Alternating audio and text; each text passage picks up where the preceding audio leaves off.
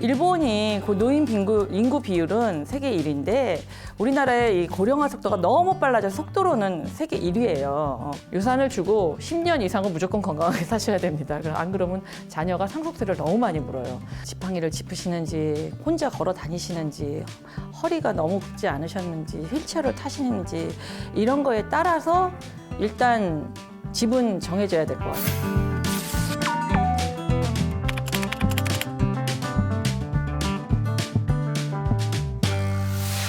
네, 안녕하세요. 브레인셀러 구독자 여러분 반갑습니다. 시니어 컨설턴트 오주련입니다. 일본이 그 노인 인구 비율은 세계 1위인데 우리나라의 이 고령화 속도가 너무 빨라져서 속도로는 세계 1위예요.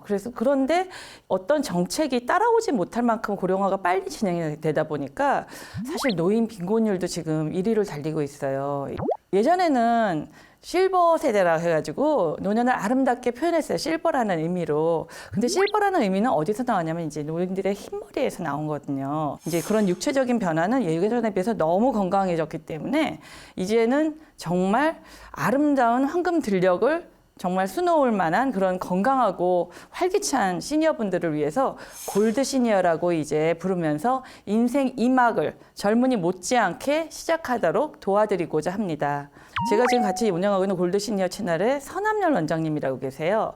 아주 은퇴하시자마자 딱 내려놓고 그냥 내가 원하던 취미, 합창을 그렇게 하시고 지금 색소폰을 예전에 하셨기 때문에 색소폰 학원을 운영하시면서 지자체에다가 연결을 해가지고 버스킹을 따내려고 막 노력하시고 그리고 건강을 위해서도 그 자세 교정을 하려고 엄청 애쓰시더라고요. 촬영하고 편집하고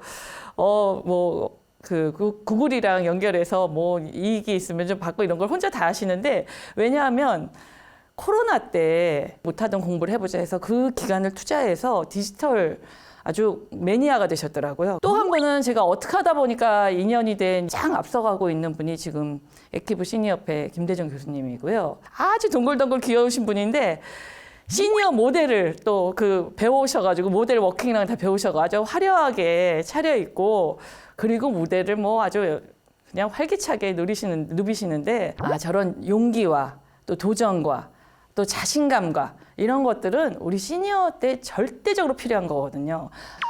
골드 시니어로 살기 위해서 준비다. 그거는 사실은 뭐 빠르면 빠를수록 좋지요. 그렇지만 20, 30대에 시니어를 준비할 수는 없어요. 너무 이제 자기 생활이 바쁘고 뭐 20대는 공부도 해야 되고 뭐 그야말로 연애해서 결혼도 해야 되고 30대도 마찬가지고 또 사회생활도 시작해야 되고 이러니까 또 40대는 또 어떻게 보면 아이 키우면서 너무 정신없거든요. 저도 다 겪어온 인생이지만 그때는 시니어 생활을 막 염두에 두고 있지 못했어요. 저도. 그런데 제가 보니까 딱 50이 들면서 그런 생각을 하는 친구들과 안 하는 친구들의 생활 패턴이 많이 달라요. 내가 노후에는 얼마나 이렇게 내가 오래 살고 이때 내가 여유롭지 못하면 안 되겠지. 나도 허리를 더 꼿꼿하게 피고 걷는 자세부터 바꿔야 되겠다. 이런 생각을 하는 사람들과 나 그냥 노는 게 좋아하고 집에서 먹고 놀고 그냥 친구들하고 수다 떨고 이렇게 자꾸 생활하다 보면 거기에 또 매너리즘에 빠져서 다른 거 하기가 힘들어요. 그래서 제가 골드 시니어로 살기 위해서 준비는 50대 시작하자마자 준비하는 것이 제가 보기에는 가장 현명하다고 볼 것 같아요. 골드 시니어에 있어서 가장 중요한 것은 일단 뭐니 해도 건강입니다. 건강을 잃으면 모든 걸 다 잃는 거예요. 사실은 건강이라는 거는 신체적인 건강도 있지만 정신적인 건강도 있거든요. 심리적인 건강도 있고. 그래서 요즘은 뭐 현대사회는 심리적인 건강도 상당히 중요한데 이 육체적인 건강을 말하고자 할 때 제가 가장 중요하게 생각하는 게 운동 중에서도 자세예요. 자세. 운동에서 찾는 건강이 만약에 100%라고 운동을 한다 하면은 운동 중에 내 자세에서 오는 운동 효과가 80%예요. 그래서 내 자세를 내가 늘 노력해야 돼요. 벽에 일단 서서 내 자세를 가다듬는 것부터 시작해서 걷기에 다리를 어느 정도 펴고 무릎에 부담이 가지 않게 걷고 이런 것들이 상당히 중요합니다. 그러고 나서 20% 운동을 채워 넣으려면 저는 노년에는 무릎이나 몸에 부담이 안 되는 수영도 매우 좋고요. 제가 추천하는 운동은 사실은 요가랑 필라테스인데 요가나 필라테스를 하다 보면 정말 요만큼밖에 안 될 때가 있거든요. 내 몸이 이렇게밖에 안 되고 이렇게밖에 안 되고 이럴 때 하루 이틀 하다 보면 그게 점점 늘어나서 더 안 되던 동작이 되고 이럴 때는 그 또 기쁨이 말도 못합니다. 또 마음 건강을 찾기 위해서 뭐가 있을까 여러분들이 생각하는데 스트레스가 없어야 되죠. 그리고 늘 좀 즐거운 생활을 할 수 있게끔 돼야 되는데 그러려면 내가 새로운 취미를 찾아서 그 취미를 같이 하는 속에서 사람들과 교류하다 보면은 행복할 수밖에 없죠. 사람들과 교류하는 거. 이러다 보면은 뭐 가정적으로도 내가 은퇴해서 집에만 있나 이런 고립이 안 될 수도 있고 사회적으로도 고립이 안 될 수도 있고 하니까 여러분들이 그 마음 건강을 다스리기 위해서 좀 이렇게 노력을 해보시기 바랍니다. 죽음은 내가 충분히 인생을 살아가고 인생의 마지막 단계라고 생각을 해야지 내가 즐겁게 살아가다 보면은 마지막에 내 죽음도 편안해질 수 있다는 생각을 해야 돼요. 내가 죽음을 행복하고 편안하게 맞이할 수 있는 그 인생의 마지막 정점은 그냥 자연적으로 끝낼 수 있는 것을 내 스스로가 생각해야지 조금 우울하고 내가 삶이 고달프고 남의 시선이 두렵다고 해서 스스로 너무 고립되거나 이러지 않을 수 있도록 사회적으로 내가 예전엔 이랬는데 내가 지금은 뭐 하는 거야. 가정에서도 부인이 자꾸 무시하는 것 같고 이러다 보면은 이렇게 우울증이 쉽게 오는데 이런 분들 자꾸 밖으로 나가셔야 됩니다. 걷기라도 하시면서 주변에 걷다 보면은 뭐 차를 가지고 다닐 때보다는 훨씬 많은 것들이 보이면서 아름다운 우리나라 이렇게 생각할 수 있게 되거든요. 은퇴 후에 딱 일이 스탑이 되면은 여행을 제일 먼저 손꼽으시는 분들이 많아요. 그래서 은퇴 후에 여행하기 좋은 장소를 제가 좀 권유해 드리면은 그런 어떤 자연경관이 아름다운 것도 중요하지만 내가 알고 있는 지식을 직접 가서 보고 예전에 봤더라도 좀 더 탐구해보고 싶고 역사적인 유적지가 있는 곳, 문화적인 경험이 풍부한 곳을 추천드리고 싶어요. 뭐 해외라고 하면은 뭐 이태리의 로마, 프랑스에는 파리, 미국의 뭐 그랜드 캐니언 이런 데가 있겠죠. 뭐 우리나라 같으면은 뭐 제주도도 많이 가시지만 뭐 경주도 다시 한번 가보시기 좋고 전주 뭐 한옥마을이나 뭐 이런데 여행 목적지와 그 관련된 정보를 충분히 수집한 다음에 전문가의 조언도 구할 수 있으면 구해가지고 좀 더 세세하고 알찬 여행을 하고 오시면은 굉장히 뿌듯해 하시더라고요. 내 건강에 맞게 스케줄을 잘 좀 쉬면서 가면서 이런 거를 잘 체크를 하셔야지 과도하게 무리한 스케줄을 짜지 마세요. 그리고 은퇴 후에 제가 또 권해드리고 싶은 거는 문화센터나 복지센터에서 스마트폰 잘 다루기, 사진 예쁘게 찍는 법, 뭐 디지털 카메라에 뭐 능숙하게 이런 걸로 클래스가 많이 있더라고요. 그런 데서 배우고 나서 뭐 손주분들도 찍어주고 아들, 딸도 찍어주고 이러시면서 거기에서 뭐 굉장히 행복해 하시는 분들 많아요. 그리고 또 시간이 좀 여유가 좀 많은데 내가 일은 안 잡힌다 이러신 분들은 그림을 그려서 하나씩 액자로 해서 방에 걸어주고 하시는 친구한테 선물도 해주시고 이런 분들 많으시더라고요. 식물을 키우는 거를 좋아하시는 분들이 있어요. 이파리도 뭐 하루가 다르게 이렇게 뻗어놨다 그러고 자랑을 하고 그러시는데 그럼 물을 안 주면 애가 이렇게 축 처져 있다 그러고 그런 데서 생명체를 느끼시고 하니까 정원 가꾸기를 해보시면 어떨까. 그리고 또 요즘 열풍이죠. 우리 자랑스러운 우리 노벨 문학상을 타신 한강 작가님 덕분에 열풍인 독서. 독서를 하면은 얻는 지식이 굉장히 많습니다. 그리고 자기 개발서 같은 거 보면은 심신도 안정이 되고 이래서 저는 독서도 매우 추천드리고 싶고 또 따릉이가 보급되면서 자전거 타기도 많이 하시던데 헬멧 잘 쓰시고 자전거 타기 하시면은 많은 곳에 접근하셔서 야외 활동 하시기도 좋고 새로운 거를 하셔도 돼요.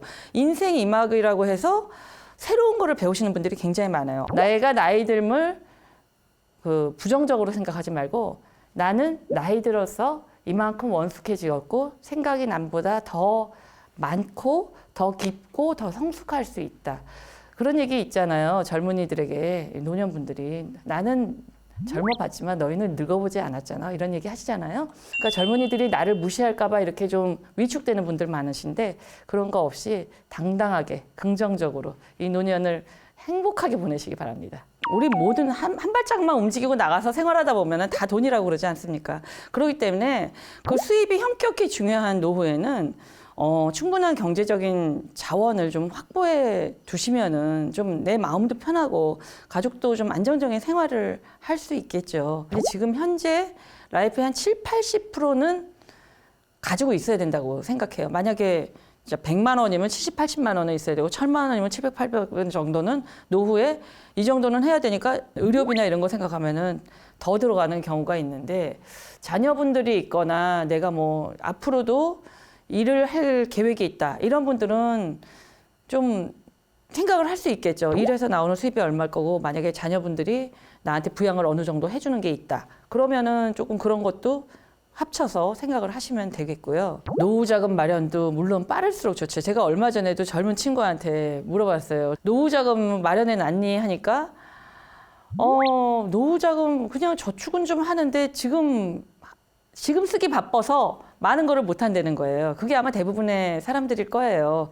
지금 쓰고 싶은 것도 많고 뭐 겪어야 될 뭐 생활도 있고 뭐 필수적으로 나가는 비용도 있고 그러니까 돈을 많이 벌고 싶은데 많이 버는 거는 내 마음대로 안 되고 이러다 보면은 노후를 위해서 저축하는 거는 한계가 있을 것 같아요. 하지만 이제 내가 인식을 하는 분들은 어쨌든 가능한 빨리 좀 시작하는 게 좋아요. 내가 노후에 하고 싶은 게 너무 많아. 난 여행도 뭐 세계 일주가 꿈이야. 이러신 분들은 얼마나 많은 작업이 필요하겠어요. 그러니까 저축도 많이 하셔야 되고 자기의 취미, 뭐 액티비티, 여행, 뭐 음악 활동, 뭐 그런 거에 대해서 투자가 들어가야 된다고 생각하시는 분들은 좀 더 빨리 저축을 좀 많이 해주시기를 바랍니다.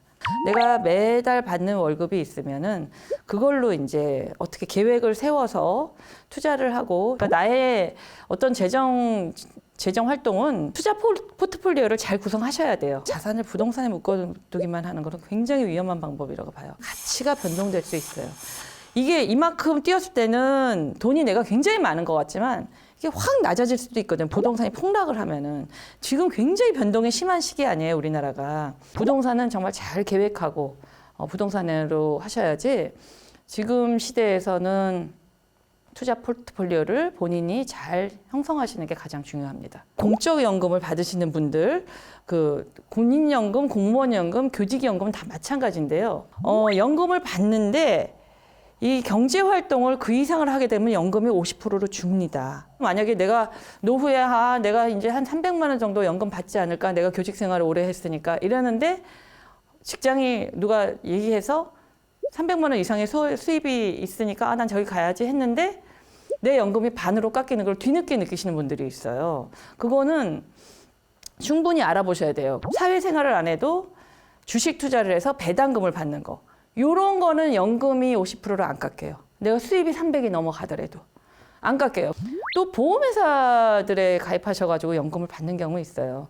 보험회사가 이제 연금보험이라고 해서 뭐 저축하듯이 마찬가지인데 계속 이제 보험료를 납부하면서 어느 정도 뭐 70세면 70세 젊을 때는 70세까지라든지 80세까지라든지 100세까지로 연금 보험을 들으실 때는 100세까지로 하셔야 됩니다.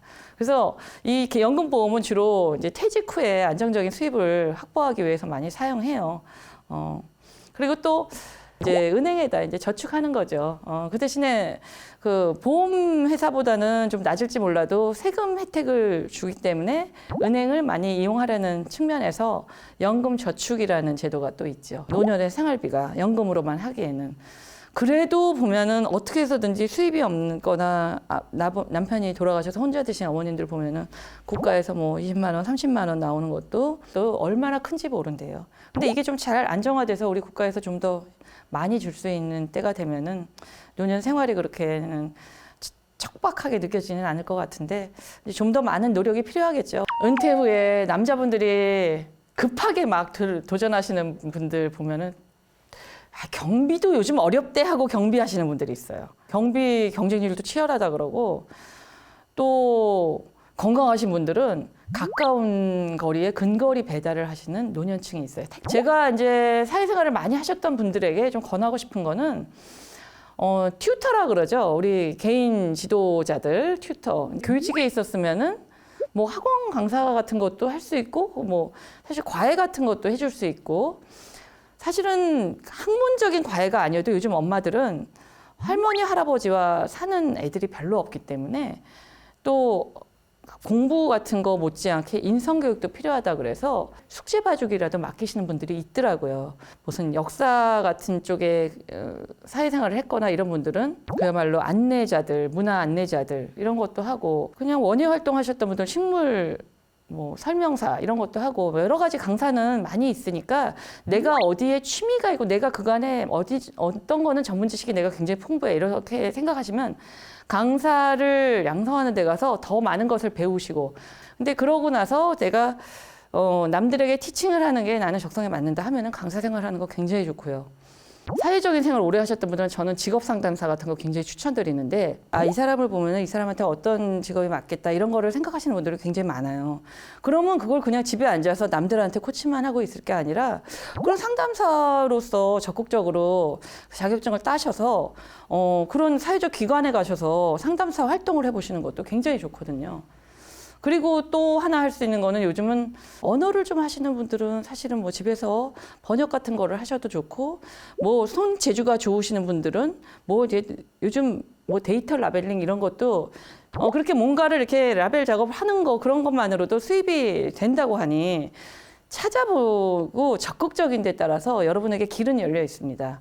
제가 주변에 보니까 키가 크건 작건 그거는 상관이 없고 또 연기를 배우시는 분들도 있어요. 뭐 아르바이트로라도 엑스트라 출연을 할 수도 있고 모델 같은 거 하셔서 무대 경험이 있으면은 돈을 뭐 그렇게 많이 생각보다 많이 버는 건 아닌데 그 자체로 보람을 느낀다고 하니까 여러분들이 뭐 도전하실 수 있는 일들이야 뭐 여러 군데 많이 열려 있습니다. 사실 안 찾아보셔서 그래요.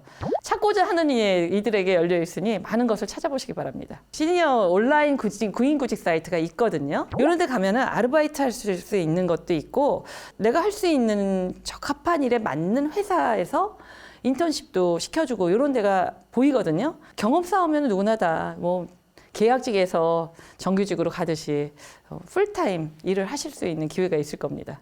그 노후를 충분히 가장 긴 나이로 계산을 하셔야 돼요. 내가 지금 80인데 건강이 안 좋다. 이러면 조금 땡기셔야 되지만 내가 지금 건강이 좋다. 그럼 100세 이상까지도 생각하셔야 됩니다. 내가 쓸 거를 다 계산을 하고 유산을 물려주셔야 돼요. 왜냐면 내가 어느 정도 아플지 노년의 병 치레를 어느 정도 할지 이거를 다 아셔야 되기 때문에 그 유산을 물려주는 시기는 각 가정이 아마 다를 거예요. 분명히. 제일 고려해야 될 게 내 자녀를 아셔야 됩니다. 객관적으로 남한테 보이는 평가, 친구와의 관계, 남에게 노인을 공경하는지 불쌍한 사람을 배려할 줄 아는지 이런 거에 있어서 내 자녀가 정말 성숙하고 사회에 대한 그런 책임감도 느끼고 있는 성인으로 성장했다.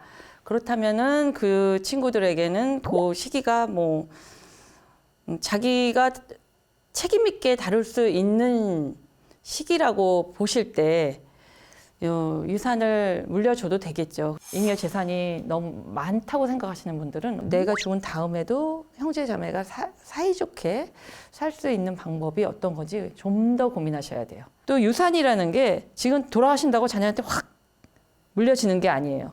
10년 전에까지도 추적이 다 들어와요. 부모님이 돌아가시기 10년 전부터 자녀한테 목돈이 간 게 있으면 거기에 대한 세금이 다 나옵니다. 유산을 주고 10년 이상은 무조건 건강하게 사셔야 됩니다. 안 그러면 자녀가 상속세를 너무 많이 물어요. 그 정도 생각이 되면은 이제 세무 전문가랑 법률 전문가랑 상담해서 자녀분들에게 유산 문제도 미리 의논하고 그 다음에 유산 정리를 하셔야지. 너무 젊을 때부터 자녀분들에게 돈을 다 쥐어주면은 물고기 잡는 법을 가르쳐줘야지 물고기를 주면 안 돼요. 자식에게. 내 노후를 준비하는 게 더 중요한 거예요. 자식한테 기대지 않는 노후를 준비하는 게 저는 더 중요하다고 봅니다. 그러니 우리 골드 시니어분들이 좀 더 많은 생각을 하시고 재산 문제에 대해서는 좀 더 현명하게 판단하시기 바랍니다. 나이 들어서 집 문제 때문에 가장 고민도 많이 하시고 내가 지내왔던 삶의 반경을 떠나고 싶어 하지 않으세요. 그러다가 이제 정 안 되면 난 실버타운 들어갈게 이렇게 얘기하시는데 거기서 상처를 받으시고 나오시는 분들이 굉장히 많더라고요. 가장 대한민국 그냥 제일 1등이라고 하는 실버타운이 셰프가 들어와 있다 그러고 레스토랑 가격도 비싸고 뭐 병원이 바로 옆에 있으니까 의료시설도 충분히 늘릴 수도 있다고 해서 가는데 프로그램 매우 좋죠. 서비스도 엄청 잘 돼 있고 처음에 너무 환상이에요, 정말. 그런데 재정적인 여유가 있는 사람들이 들어와서 생일을 하다 보니까 뭐 어느 자식은 뭐 한다는데 너희 애는 뭐 하는데 뭐 이런 식의 얘기도 서로 하게 되고 누구 집 자식은 용돈을 얼마 줬대는데 저 집은 이런 거를 할 일이 없으시니까 거기 그 센터에만 있으니까 계속 당신들끼리만 비교하는 거예요. 그리고 또 내가 원하는 때 식사를 하고 싶지 않아. 그럼 내려가서 식사 또 하고 싶을 때 막상 또 하기도 뭐하고 이렇게 해서 눈치 보시는 분들도 있고 아, 나를 무시하나 뭐 이런 생각도 들고 자녀분들이 잘 안 찾아오면은 이렇게 고립감도 괜히 심해지고 그렇게 큰 돈을 들여서 들어갔는데 눈치 보고 사시다가 나오신 분이 있으세요. 제 주변에. 규칙적인 생활을 하시고 의식주가 해결이 되는 거를 좋아하시는 분들은 괜찮아요. 그리고 자녀분들에게 의지하는 거를 너무 싫어하신다 이러면은 거기 생각 괜찮아요. 근데 나는 친구들도 다양한 계층 원치 않아. 나 비슷하게 나랑 취미 같이 하고 나 비슷한 씀씀이에 나랑 비슷한 쇼핑하고 이런 친구들이 좋아. 이런 분들 적합합니다. 실버타운에. 거기서 또 뭐 사교 댄스도 배워주고 뭐 노래 교실 있고 뭐 이런 거 좀 그런 활동 그런 걸 좋아하시는 분들은 거기서 그런 거는 다 제공하니까 그런 게 괜찮아요. 그러니까 이게 사람들마다 다 다르기 때문에 실버타운을 분명히 나에게 꼭 맞는다. 난 이 생활이 너무 좋아. 얼마나 좋은데 왜 자꾸 나쁘다 그래? 이런 분들이 있습니다. 이런 것도 잘 살펴보시면은 여러분들의 이렇게 그 니즈에 맞게 좀 선택하실 수 있을 것 같아요. 요즘에 실버타운이 아니어도 시니어타운이 요즘 이제 분양형 시니어타운도 계획돼 있고 그러는데 노인 전용 주택이라고 해서 이 모든 시스템이 노년층을 위해서 설계된 주택이 있어요. 일단 병원이나 이렇게 고려해서 접근성이 좋고 그 편의시설을 제공하여서 독립적인 주거 공간은 또 이렇게 보장을 하고 이렇게 된 노인 전용 주택이 있거든요. 어쨌든 비용적인 측면은 각기가 다르니까 비용적인 측면도 고려하셔서 나한테 맞는 거를 찾아보시기 바랍니다. 이제 내 집에서 생활하시면서 혼자서는 힘든데 자녀들한테 매번 왔다 가라 하기도 뭐하고 할 때 제가 요양 서비스를 받으시면서 내 집에서 지내는 거 요런 게 괜찮은 것 같아요. 저는 요양 서비스를 신청하면은 그 부모님 상태에 따라서 몇 시간을 결정해서 집에 와서 돌봄 서비스를 받는데 보호사는 나를 위한 요양 보호사일 뿐입니다. 집안일 시키시면 안 되는데 노년분들이 요 개념을 잘 착각하시면은 조금 혼란에 빠뜨릴 수 있으니까 이거는 명심하시기 바랍니다. 내가 여기서 자녀들 키웠고 얘네들도 여기 오는 게 편하고 난 요 근처 다 알고 새로 배울 거 없고 병원도 내가 맨날 다니던 데 있고 이러면 정말 자기 집에 살고 싶어 하시거든요.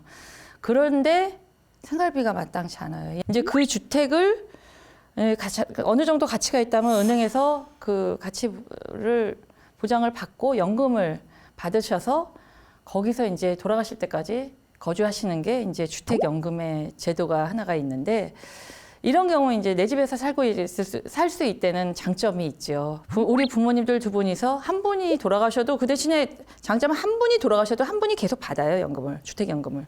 그러니까 그런 거는 장점이에요. 가입하기 전에 내 상황과 필요를 고려하시고 또 은행과 충분한 상담을 거치고 자녀분에게도 꼭 명시를 하시고 우리 부모님이 나름대로 오래 사실 것 같아. 그 정도 때는 나중에는 주택에서 나올 만한 뭐 요만큼의 유산도 기대하시면 안 됩니다. 노년기 부모님들의 세대는 그야말로 다리 상태, 건강 상태죠. 다리가 가장 중요한 것 같아요. 어떻게 보면. 지팡이를 짚으시는지 혼자 걸어 다니시는지 허리가 너무 굽지 않으셨는지 휠체어를 타시는지 이런 거에 따라서 일단 집은 정해져야 될 것 같아요. 병원은 좀 가깝게 있어야 돼. 병원이랑 어떤 편의시설들은 좀 가까운 데 있어야 돼요. 그리고 노년의 부모님들과 함께 사을 집을 만약에 지으신다. 단층짜리 집이 넓어도 단층짜리가 좋고요. 집 안에 이렇게 거동이 아무래도 나이가 들면은 일어났다 앉았다도 불편하니까 목욕탕에도 바 설치해 놓고 침대에서도 일어날 때 이렇게 잡을 수 있는 거 설치해 놓고 노인분들이 들어와서 적응할 때 가장 좋아하는 거는 이게 턱이 없어야 되고 또 동선이 조금 짧아야 돼요. 뭐든지 배치할 때 뭐 부모님이 이렇게 돌아서 여기까지만 이용하다. 사실 뭐 부모님 다니는 동선을 좀 생각하셔서 거기에 딱딱 맞게 짚는 거 좀 설치해 두시고 바닥도 마찬가지로 욕실에서 넘어지는 경우 너무 젊은 사람도 많잖아요. 욕실 넘어지는 거. 그 욕실 타일 같은 것도 요즘에는 미끄러움 방지 타일이 나와요. 아주 깔끔깔끔 하더라고요. 안 미끄러져요. 그거. 안전성을 매우 고려하셔야 되고요. 주택을 많이 들어가시기 때문에 유지 보수가 잘 돼야 돼요. 이게 뭐 어디가 잠깐 뭐 잘 안 된다 하더라도 내가 가서 뭐 빨리빨리 고쳐야 되고, 그리고 마당을 좋아해서 뭐 큰 마당에서 손님하고 뭐 우리 뭐 애들도 여기 뛰어놀고 뭐하고 이렇게 생각하시는 분 많은데 매일 그 잔디 관리하느라고 텃밭 관리하고 이러느라고 아주 조금 나가서 햇빛 즐기고 이런 정도? 그 정도면 좋을 것 같아요. 귀촌에 대한 로망은 저도 어떤 때는 이게 지방에 막 텔레비에 이렇게 나올 때 보면 저런 데 가서 살면 좋겠다.